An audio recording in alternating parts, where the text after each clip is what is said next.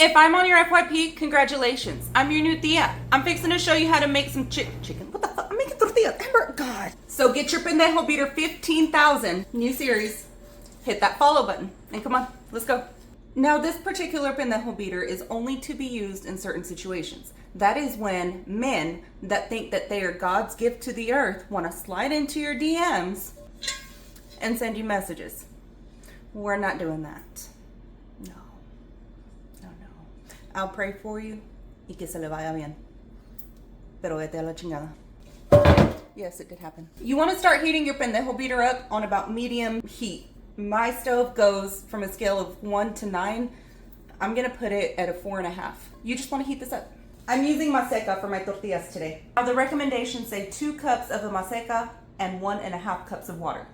We're not following directions. I have learned every lesson in life the hard way. We're not following those directions. What we are going to do is get about 2 cups of our Maseca and put that in a bowl. Now, for those of y'all that have stuck with me for a while, y'all will know that I went to Texas and I made tortillas with my mom one day. What did she say? She said, we don't add salt. Why? Porque es la comida que lleva el sal. It's the food that carries the salt. We're gonna go in with our water. I've got 2 cups of hot water right here. Am I gonna use it all? Maybe, maybe not. We don't know. We're fixing to find out. I'll show you how to check to see if your masa is ready. We're just gonna pour that in little by little. And we're just gonna throw our flour in there. Just keep mixing. It'll feel really, really grainy. That's what it's supposed to feel like. We're rehydrating the masa. And just keep mixing it.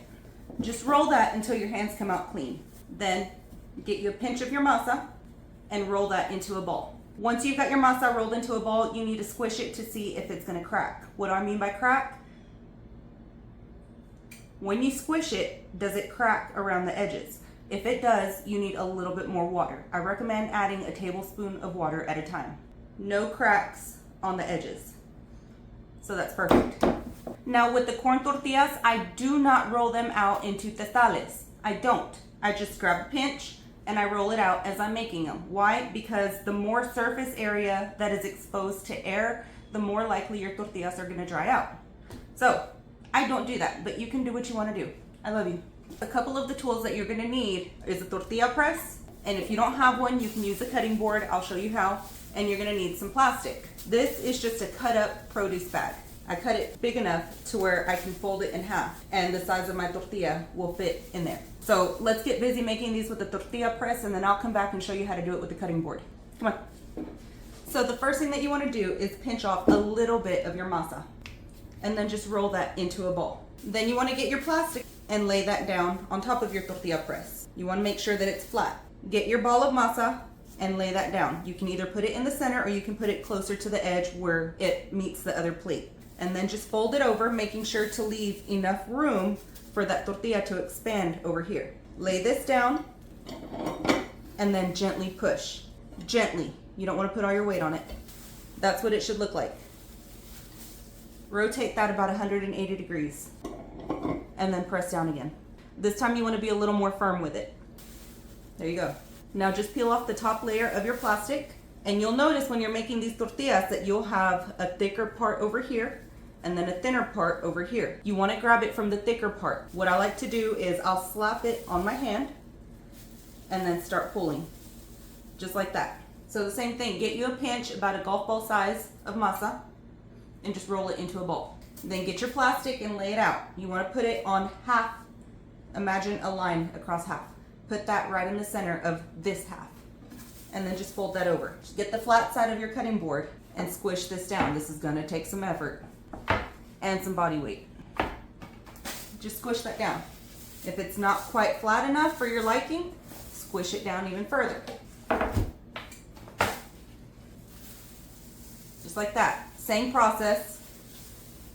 Put it on your hand and then take it to your comal. Now you don't want to squish these to the point where they are paper thin.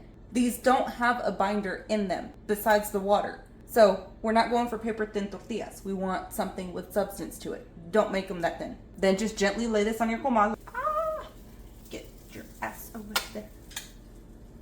Let that cook for a little bit, about 15 to 20 seconds.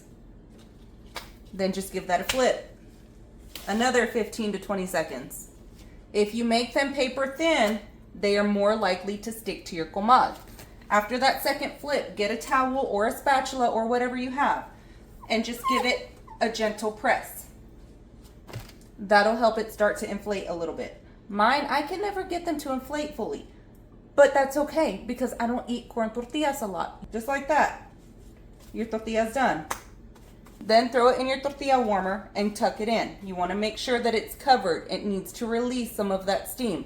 If you don't have one of these, put it in a towel. Same thing will happen. I just like this because it keeps it closed and I can just stick the whole thing in the fridge.